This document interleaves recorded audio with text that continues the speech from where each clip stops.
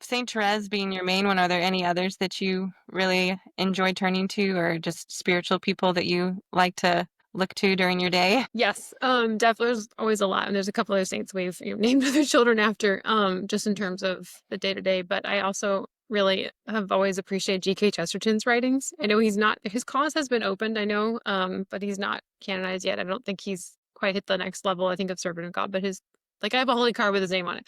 Um, of his intellectualism. He was such an intellectual giant of his day. And I think he actually lived at the same time as Saint Therese, which is kind of funny to think about. This like Oh. huge man. He was like 6'4" and like very heavy. He's like a big guy.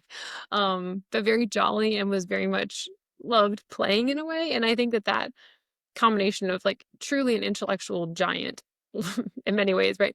But also just this childlike sense of humor. And something, one of my favorite books by him is called Man Alive. And it's kind of this complicated plot, but it's very funny at the end. But it's very much about living every day with full joy. And it's like Pascal's wager kind of come alive, where it's like I will take the risk of loving God in this, but it's kind of a little bit more, there's some humor to it.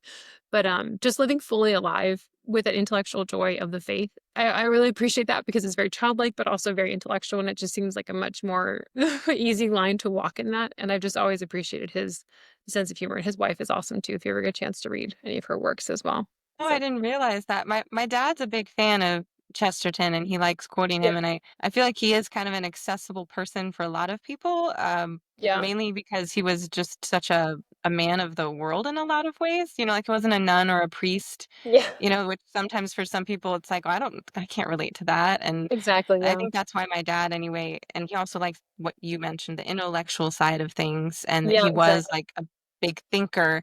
And I think that's attractive to a lot of people that want to admire someone not just for the spiritual aspects, but for 100%. how, they use their brain in other ways as well. Yeah. And he was very much he's a convert, right? So he wasn't a cradle Catholic by any means. And I think because of that, it really shows his own personal humility by being willing to explore faith. Yeah.